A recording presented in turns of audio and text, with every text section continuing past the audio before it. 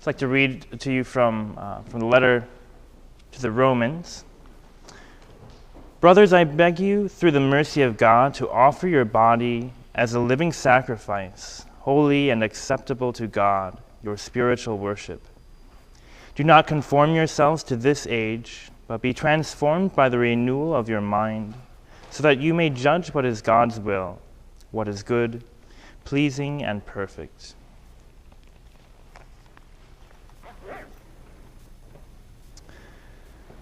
So today we get the commandments 6 and 9.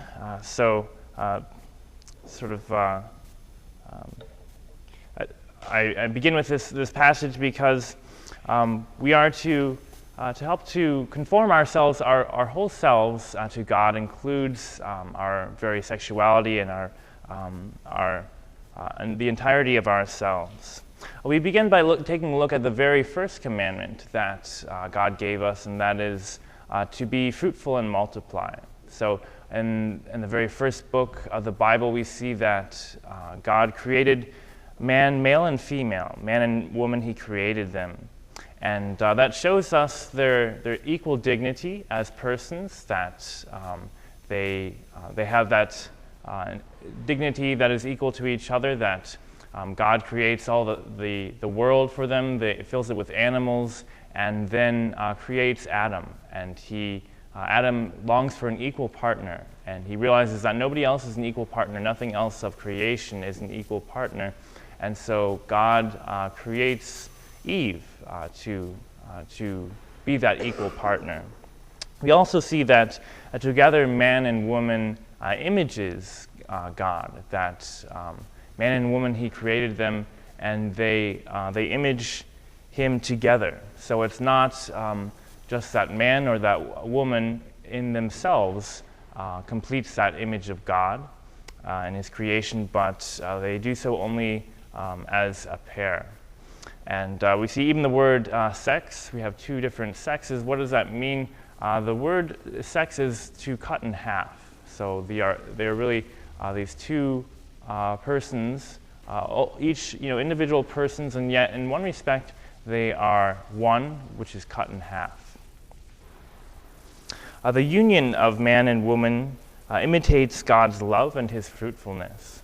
So even in the book of Genesis, we see some indications of we. God says we. So this is before the Trinity is really revealed to us by Jesus Christ, and yet we see little foreshadowings of that. And of course, as in our Christian faith in the Gospels, we see that Jesus reveals to us his divinity, his heavenly Father, and the Holy Spirit, which he gives to us. And so we see that God is, even though there is one God, he is not a solitary God, but a unity of persons already. And we see that the Father eternally begets the Son, and the Holy Spirit is that love between them. So that God in himself is life-giving, that he is fruitful by his very nature. And then our creation we see is just sort of an outflowing of that creativity. That God already in himself, he had everything that he needed in the Father and his Son and their love between them and the Holy Spirit. And yet, for reasons that we can't understand, he created us, and that creativity overflowed into our own world and our own lives. And so we see the union of a man and woman is really to image that it's a union of two persons coming together, and that the love between them is so powerful that love can often end in the creation of a new person.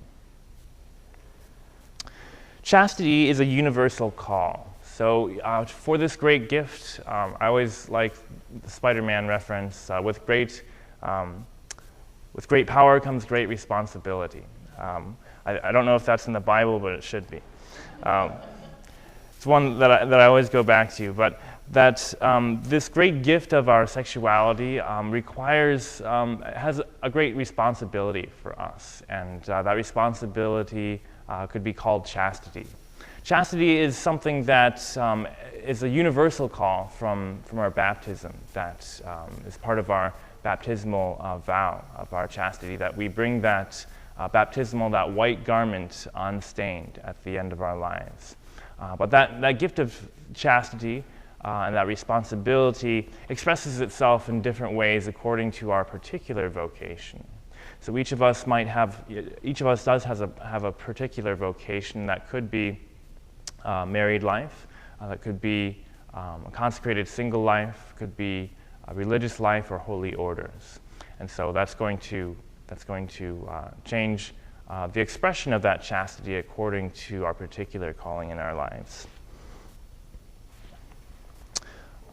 One of the prayers that I chose for my ordination card, which I'd like to give each of you afterwards, has a couple lines that I always go back to in terms of our universal call. It's a prayer of a priest by Saint Jean-Baptiste, who is a Dominican, but this certainly applies to each of us, in that he says, to have a heart of fire for charity. He asks God to have a heart of fire for charity and a heart of bronze for chastity.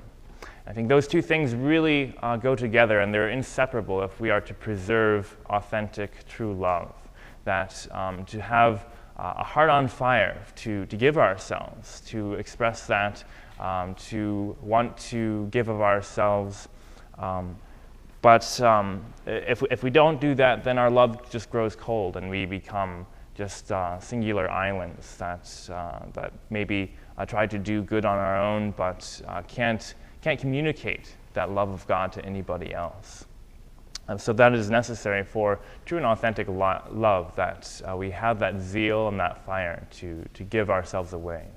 And yet that chastity is equally important, that with only fire and no bronze of chastity, that would be ruined, that it would turn in on itself, that it would become about our selfish desires and not about our free gift to the other person. And it would indeed not become free as we become enslaved to our passions of just giving our sexuality away without worth. So we can think of a couple of analogies. One is a fire. A fire in any place, requires a hearth or something around it to protect it, to preserve that fire, whether it's on a campgrounds or in a home or a wood-burning brick oven. That fire is preserved and controlled and kept for something good. That's good for cooking or for heating or for giving light, especially because it has that protective thing around it, those bricks or that bronze or that oven, to protect it and to keep that within its bounds. Otherwise, we see what happens: destruction. That forests are burned down, homes are destroyed, lives are killed. Another analogy could be that of a river. It does. Certainly to the world, it seems that chastity is a confinement, that's giving boundaries to something that should be let free. And in a sense, it is a confinement, just as in that way that we confine our fire. A river is also an example of that confinement, that the sides of the river confine that water to its course. And yet that allows it that river to grow, to become deeper, to flow, and to be a powerful, life-giving force to all that it has. Without that, we have flooding, we have destruction. It's not really the lack of boundaries that gives life, that creates destruction, that floods everything and brings that stagnant and disease if everything is flooded with that stagnant water. So it is really that boundaries that give it that movement, that life, and that allow a river to be a river. And so it is with our chastity and our love, that our chastity protects that, and although it confines it, it allows it to be what it was meant to be, to give it that creative force of our love.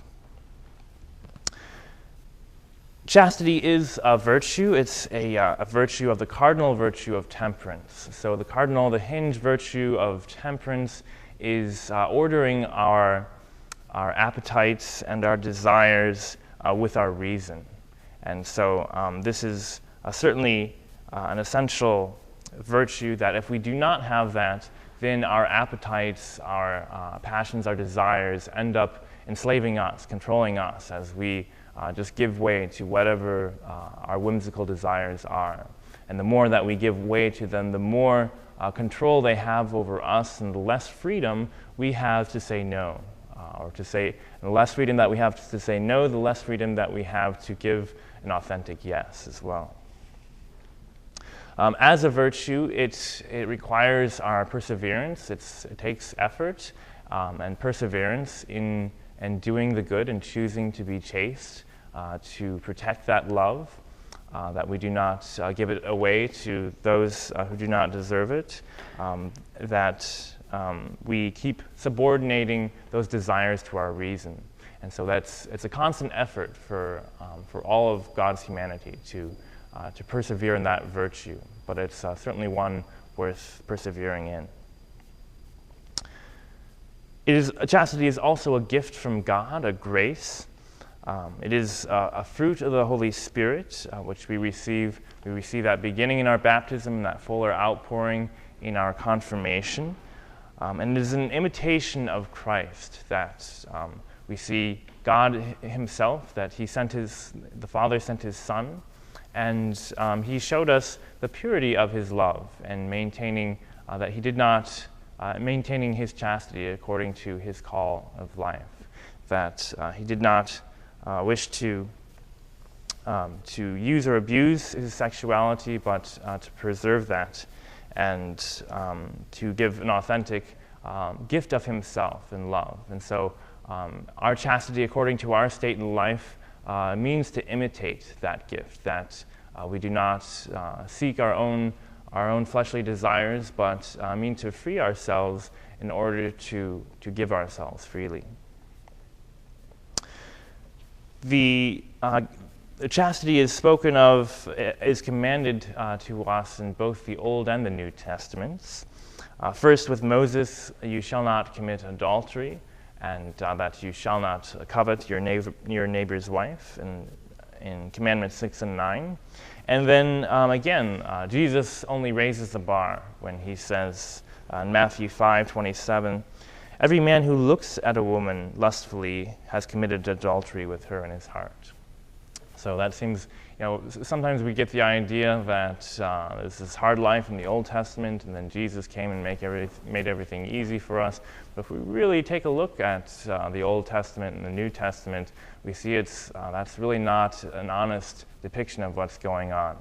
That yes, Jesus gives us the mercy that we need. He gives us the grace through our sacraments, but he also calls us to a deeper understanding of what he has begun with his people in the Old Testament. So with that greater gift of his grace and his mercy also comes that greater responsibility of joining him and of imitating him and becoming like him. Sins against chastity include fornication or premarital sex, because this gift is only good and a good thing when it is preserved as the way that our God has created it for, within the safety and the security of marriage, which is both permanent, lifelong, and open to life. We see, in relations between two unmarried people, this is not something, it might look like the same action going on, but it really isn't, that it's really perverted because it's none of those three things. That for a person to say, I really like you and I'm attracted to you is one thing, but to pretend that the person is giving of himself totally and entirely, that bodily and soul, that the person gives everything, yet this couple is not prepared to conceive a child, that they typically block that essential end of being able to have a child because that would not be fitting for their state in life. Also, they say, well, I love you for today, but tomorrow I don't know. I'm not ready to make that lifelong commitment unto death because I want to keep that back door open in case something goes wrong or I find a better situation. So it's really not a total gift of persons. So what the couple is imitating in their bodies is really a lie for the rest of the entirety of their lives. So it's not open to life. It is not does not have that security of that vow that they have actually given themselves at the altar before God and His church and all their witnesses. And so it really is a perversion of what God has intended to be protected in that bond of matrimony. It also steals something from what is proper to the spouses. So you say, okay, even if this couple maybe they do continue to the altar to complete their union, but what if they don't? Then they have stolen something that has actually has belonged to the spouse that they take later on in life.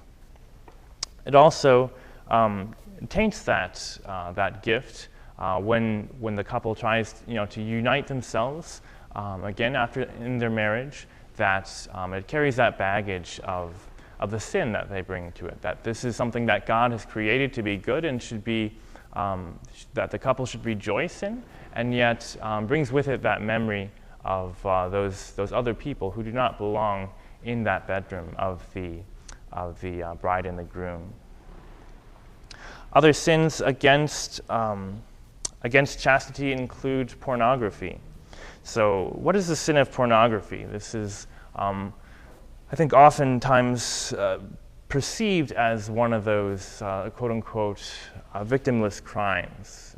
In truth, there is no victimless crime, but that's the idea that many would like to float in order to sort of justify this sin.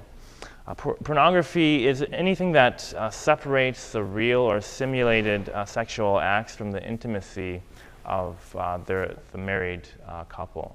And so here there's something that is preserved only for a married couple, and yet this is being photographed or videoed and shown to other people who do not belong to share in that very intimate relationship. Even if couples are to watch together, they're viewing something else of something sacred to somebody else, or something that is profane because these are actors or these are strangers who are performing this, and yet they're bringing this into even their holy matrimony. Really can do destruction to that bond of unity and openness to creativity that belongs to that married couple. It also treats our sexuality as a product, something that is to be viewed to gain money. It's billions of dollar industry that is funded by those who pay for it, and for advertisements, just as anything that on TV. That here's one of the most sacred gifts that God gives to us on earth, and it's being commercialized, sold for a price, or sold to advertisers to spread it around. Of course, it uses the people who enter that, who are in that industry, treating them as an object for somebody else's pleasure, not as a person worthy in themselves, created in the image and likeness of God, but somebody whose worth is judged by how much pleasure they can bring to somebody else. Prostitution is certainly a grave evil against the gift of our chastity. It's an evil for the person who is in that industry, as well as for those who pay for it. It's been said that a man does not pay. Of course, prostitution can go, could be a man or a woman, but that a man does not pay for a woman to be his prostitute, to have relations with her. He pays her to go away when he's done with her. That if he really were interested in a unity of persons, total and entire, that he wanted to give himself and completely in his body and his soul, and to love this person, and for that love to be open to the fruit of children, well, he would pursue that. He would seek to have a wife, or to work on that relationship with his wife. But of course, that requires that perseverance and virtue of temperance, and that he has to respect that other person as his equal, that equal in dignity to himself, and to love her and to cherish her for all the days of his life until death do they part. And so it's not for relations with another woman that he pays her, but he pays her so that she will leave him alone when he's finished. And so that certainly does a destruction to the dignity, the worth of those people who are enslaved into that industry. This is a serious sin for both parties, but of course the Catechism teaches also that as in any sin, that our guilt can be lessened by the outward circumstances. So for instance, somebody sold into this industry from a young age or something, who feels trapped and enslaved and unable to get out, of course would be their culpability would be lessened. It's the guilt of everyone else who is keeping that environment, that they are kept in such terrible slavery. I think it goes without saying that rape is a terrible sin against chastity, that is a damaging thing that can be a lifelong scar for the person, for the victim. The love of a husband and wife is a gift of the whole person's, it's not a biological thing. So sometimes I think in our age we try to separate things, and we say that we've studied everything with science now, and now we know that everything is just a material outlook, and we have biology to explain everything. Well, biology is an abstraction. It's one angle of looking at the world. But as Christians, we know that the material world, everything that we can see, hear, touch, and smell, is real, and it has a reality beyond it. It's not just for our eyes to enjoy, for our ears to enjoy, but it is something real, and that our very bodies, if we wish to understand what is going on, we can look at our physical reality that God has created to understand the deeper realities of what that means. And so the gift of the conjugal union to a married man and woman is more than a biological thing. It's a gift of the whole person, of their body and soul, and their whole being, as they take those vows, first of all, of that commitment to that person for life, to love and to cherish that person for the rest of their lives, to be open to children, to the fruit of that love, and to do that faithfully, to not seek that from anybody else. What their bodies express in action, their lives also express. And so, as we see, as the man gives of himself, everything of himself, and the woman naturally receives of the man, and that reception of her to her husband naturally wants to bring forth new life in that love. And so we can see that the two natural ends of marriage and of the marital act are that unitive aspect and that procreative aspect, we say. So another way to say it is babies and bonding. But the unitive that, of course, this couple comes together as one flesh, not merely as one mind or one spirit, but as one flesh, we say, because they give of their entire selves in a very physical way. And so this gift of themselves in this one flesh results in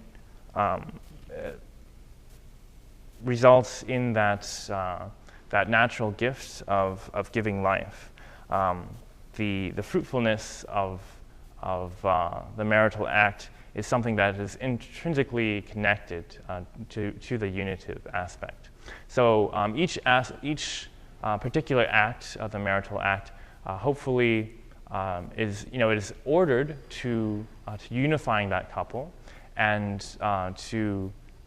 ordered towards creation of another person. That does not mean that each act has to be, will always be an emotionally bonding experience that makes the couple feel closer to each other. It certainly does not mean that each act will result in another child.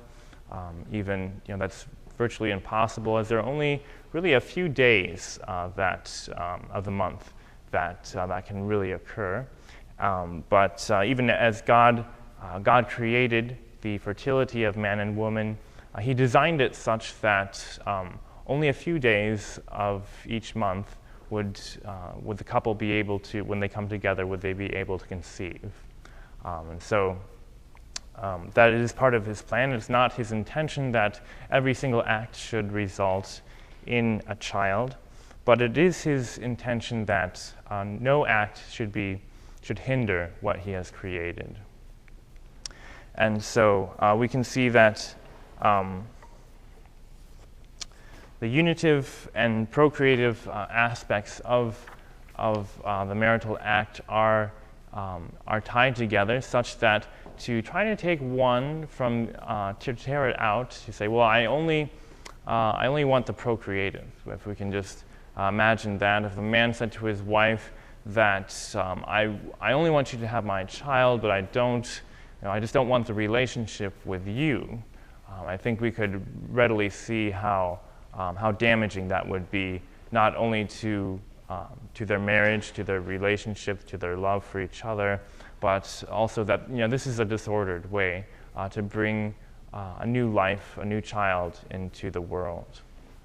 Likewise, if we try to reverse that and say, well, I want all of you, and I want to give myself to you, but I just don't want this, I don't want to have your child. I don't want this to result in new life, as the act would naturally do. So we're going to have to do something to block that off, either with contraceptive or abortifacients, or some means to trick the woman's body with a chemical pill that changes the hormonal levels in order that to trick her body to think she's in the early stages of pregnancy, in order to thwart this child from ever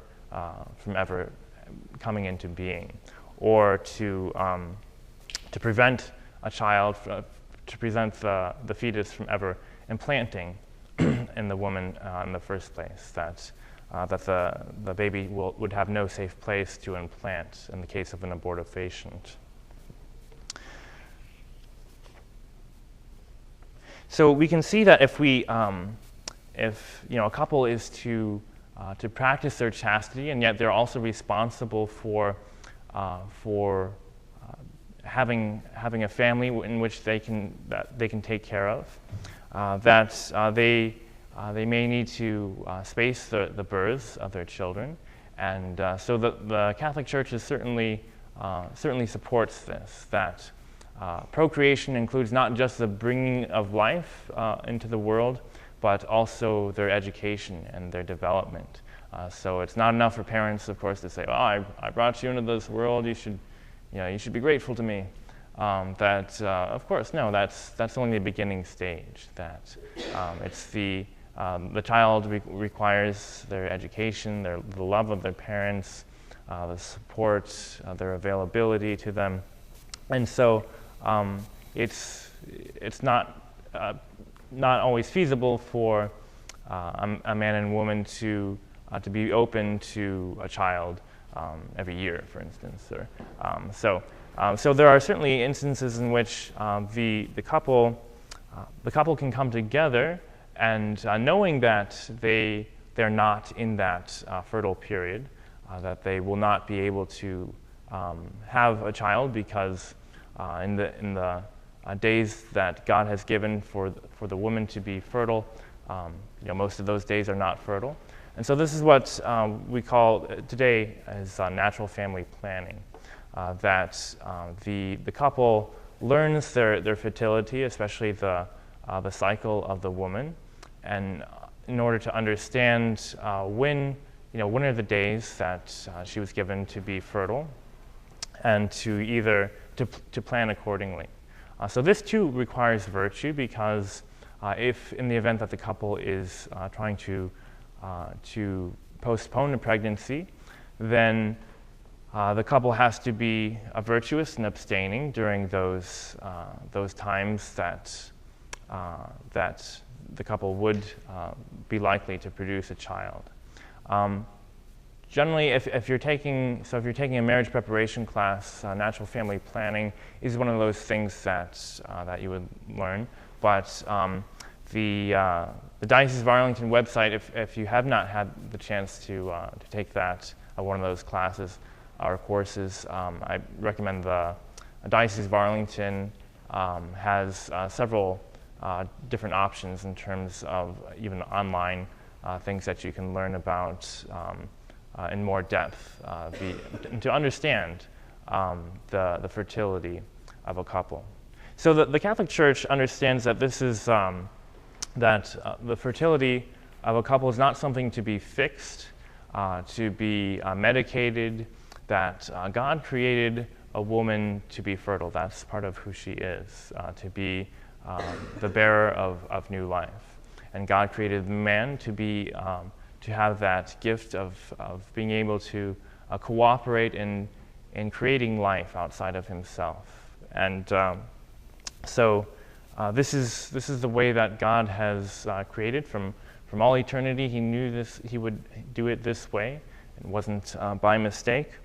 And so there's a problem when we see that this is treated like a disease. As we hear a lot of things like a woman has a right to her fertility, or to her, that this is health care. And what that really means often is a right to her infertility, or that health care is really unhealth care, because to say that a woman needs health care in order to prevent a child is to say that she's inherently diseased, and we've got to figure out how to cure her. But really, it's the other way around, that she is already created good, and so any sort of anything that would block or to change or to destroy her fertility is really a poison. It's something against her very nature. So we mentioned the pill as a way of that's really a poison for the woman to trick her body into thinking that she is pregnant. It also has some very severe side effects in terms of changing her chemical composition, her mood, and just her risk for cancer, etc. That being in this sort of synthetic state of always being in the early stages of pregnancy is not something that God has intended for any woman, and yet that's what many will do in order to avoid the occasion of bearing children into the world.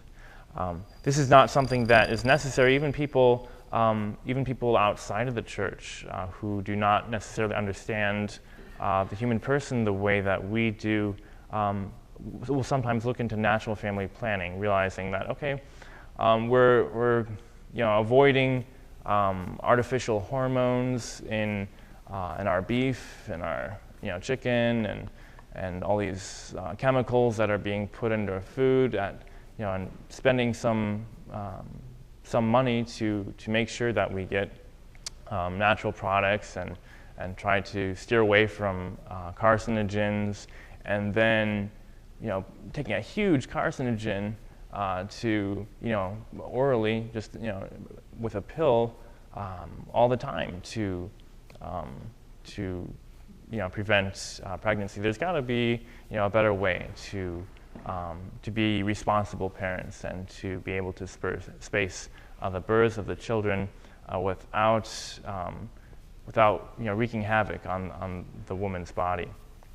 And so this is something that has become starting to become more popular in and outside of the church, that people are looking to this as a natural option to be responsible parents.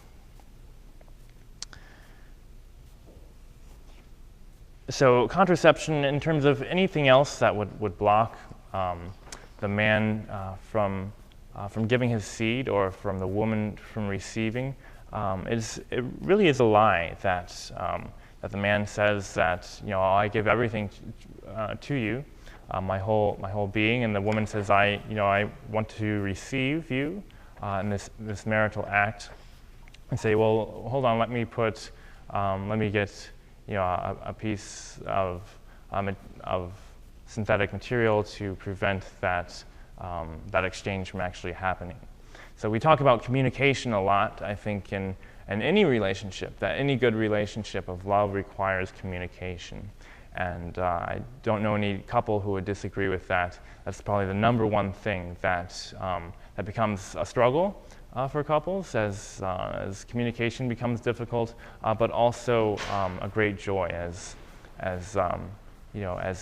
communication. It's something that has to be worked on constantly, but it really is what marriage is communication. So it's a communication not just of words or of understanding of meanings, of thoughts, of ideas, of emotions, but a communication of each person to each other. So here's this great communication of each person to each other. How silly would it be to say, I'm going to have a conversation with you, but let me just put on my headphones before we start, or let me cover up my mouth with, or put a glass of soundproof glass in front of us before we start this conversation. That's what the use of a condom is doing. Is that here it's going through the motions of this total communication, and yet nothing has actually been communicated. That communication has been intentionally blocked. So both contraception and in vitro fertilization is another sin really against chastity, that we can see that it means to tear one meaning of the gift of love and life from the other, and ends up destroying both. So we see that when that openness to the being ordered towards life, the sexual act being ordered towards life, is blocked. That really damages that communication between the two persons, that love, that act of love between the couple. So it is when a couple is not able to procreate because there is some physical defect in one or both of them, that we can see, well, of course, humanity has a natural desire to be fruitful, to create, and so for a man and a woman not to be able to have natural children can be a great hardship for them, and so that causes, that brings about the desire for, well, if we can't have a child naturally, and we've been trying to, trying to remedy the situation without being able to, why don't we try what some doctors are recommending, the in vitro fertilization. So basically what the church says, that anything that is truly medicinal to helping the couple restore their fertility, or to help that procreative act which belongs between the two of them, that helps that along, is a wonderful thing. That if there's any other defect in us and the doctors are able to help us to cure that, that's a wonderful gift of God through those human persons that have been skilled in the art of medicine. And yet, what certain technologies seek to do, such as in vitro fertilization, is not to help the couple in their own fertility, but to bypass it. To say, well, since you've tried and you've not been able, we'll just take what you've got and the doctor will conceive a child. So here we have a third person involved in this act, which was meant to be a gift of one person to the other in this marriage, and now we've got some doctor in a lab coat who is really doing the act. So instead of an act between the man and the woman and God, it becomes man and woman and God and doctor. We also see that what happens in this is that the child is not perceived as a gift from God, that every time the couple comes together, they do not know what will happen, because there are only two persons involved, and God is that third element that only He can only embody, can give that human person, that give life to that union, and infuse that body with a soul. And yet, so we have that third person who's working in a laboratory. This becomes more of, instead of an act of love, as an act of production. And so it's commercialized, it's for huge profit, and it's done in a laboratory where man can control it. This is not how it has ever been done for centuries, and it is not how God evidently created us, to be in total control. That the couple is never in control fully of all that they control is their gift of themselves to each other, and God provides the rest. What we also see in this technology of in vitro fertilization, or IVF, is that in order to produce a child who's suitable to be healthy, the doctor will take several of the woman's ova and the man's sperm, and conceive several children, several zygotes, as we say, in the early stage of development, and watch those develop until he decides what's the best one or two out of the 10 to implant in the woman, and then selectively abort the rest. So that act of bringing life almost always includes the destruction of the children of that couple, of the destruction even of more children than the couple wanted, in order to produce good and healthy children in the end. And so they might end up with one who is be able to select the gender now. And as we see this, as any sin enters into this great mystery of love, that it continues to get worse and worse as man progresses and finds new ways. Well, if we can do this, what else? How else can we better commercialize this? We could say, well, now we can determine the sex of the child. So if the child wants to, if the parents want to have a boy, we'll give a boy. If they want a girl, we'll have a girl. If they want blonde hair, we can try to manipulate that or select that to happen, and choose the eye color. So, and now instead of the couple being the receivers of this wonderful gift of the child who was the natural fruit of their love, they became a designer of this product. And so they try to make themselves like God, as to take his place as the designer. But they pay this doctor to help to make that happen. And so we see this is really not the life of the unitive love that God created. That is something foreign to that, and that's why the church has always rejected both the separation of the unitive and the procreative in the terms of contraception, as well as the bringing about of a child outside of that natural relationship between the man and the woman. Of course, a very hot topic these days is the union of two men or two women, and some say, well, isn't this really an act of love that is equal to the union of a man and a woman, or isn't it at least something that we can all get along with? And the Catholic Church has always said, no, this is not. It is perhaps an imitation in some ways, but it's certainly not the same gift of a man and a woman giving their lives to each other, and that this is inherently, it is in itself a disordered relationship. That yes, man can love man, man can love woman, woman can love woman, but these are not the same, these are different kinds of love. That each act of love, no matter what the relationship, is some gift of the person to itself. It requires some self-sacrifice, that I put the needs of the other before me, whether it's my mother, my father, my sister, a person's wife or children. That always requires that. But the sexual union is one that only belongs to a man and woman joined in matrimony. And we see, well, why would this not be a good thing for a man and a man?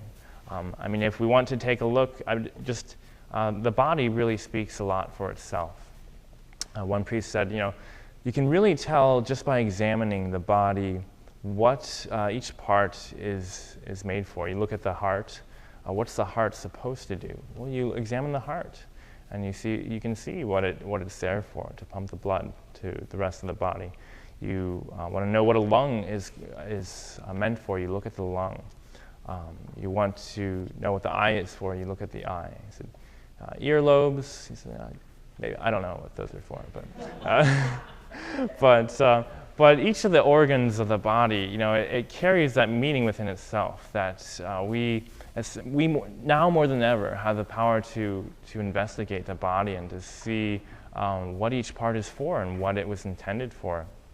And so it would really be disordered for us to say, hey, I want to take my eye and stick it here and see if it can perceive sound or something, and to disorder the body, which is already made good and whole and entire. So we want to look at our gift of sexuality. All we have to do is really examine what it is, examine it physically to understand what it's there for. And so is it a good thing? Is it truly an act of love is the question for a man to pursue a sexual relationship with another man? Well, take a look. In order to do that, a man must attempt to join his procreative organs with the end of another man's digestive organs. I mean, to put it bluntly, but that's what's going on.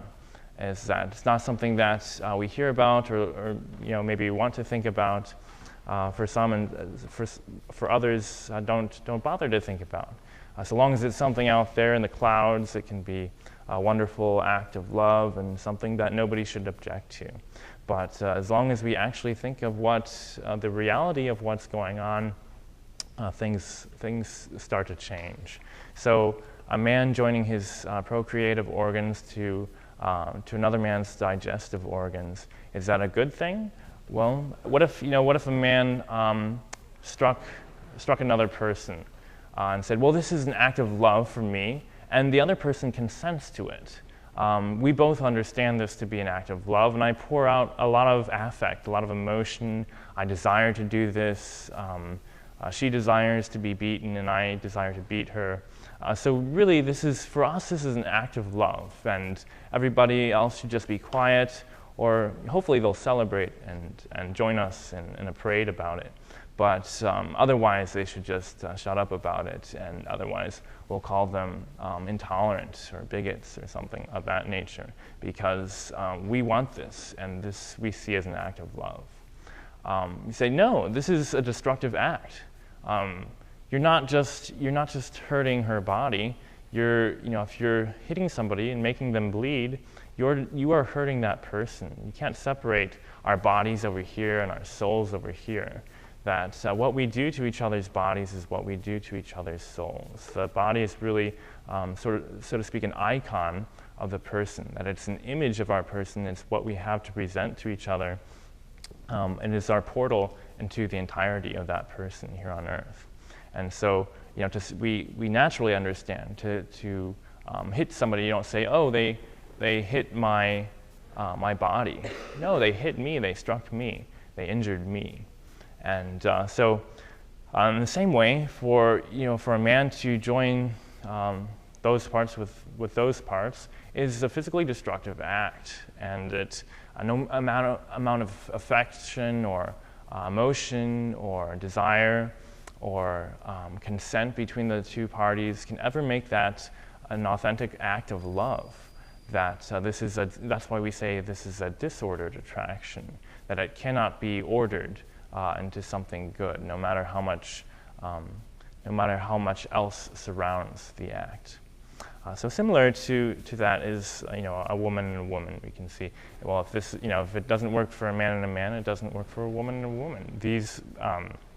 Those types of relationships are in themselves closed to the act of bringing about new life. And so that's another reason that we see the disorder in that it's pretending to be this act that will be fruitful. It's imitating it. It's using the faculties given to the human person for that purpose, and yet it is using them in a disordered way, sort of like trying to grab the eye and make it hear.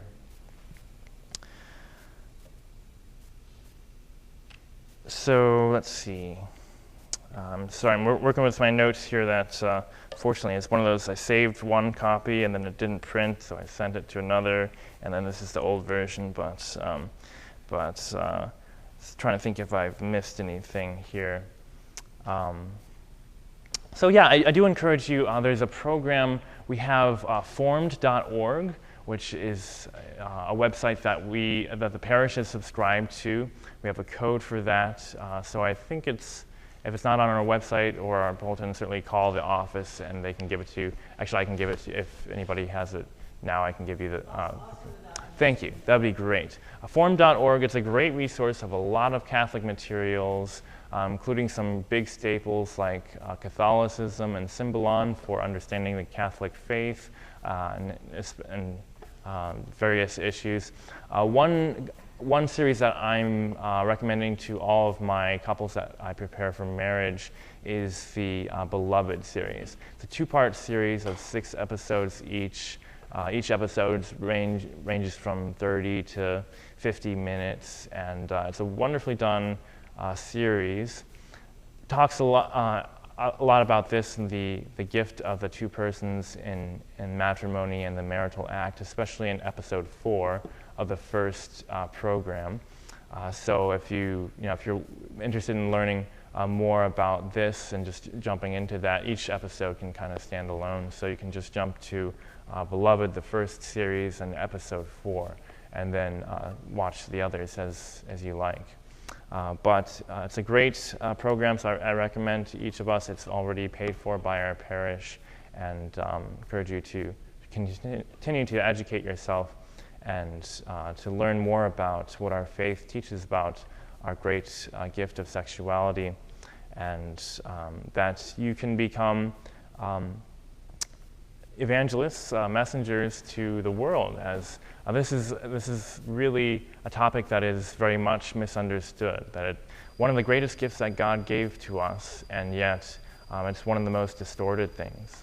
Often see that, well, the greatest goods can be turned to the greatest evils, as the devil does not want any of humanity to enjoy the good gifts that God gave us, and to be loving and to be fruitful with those. And so he will try to attack and to pervert those things more than ever, more than anything else. And so with your fuller understanding of these things, you can be good messengers to your friends, your coworkers, that this is not some crazy idea of faith that the Catholics have, but is really a reasonable position that every baptized person, every person of faith can appreciate, yes, but any person of goodwill who appreciates reason and understanding and is willing to take a look at the creation that God has given to us can appreciate and understand our great gift of sexuality.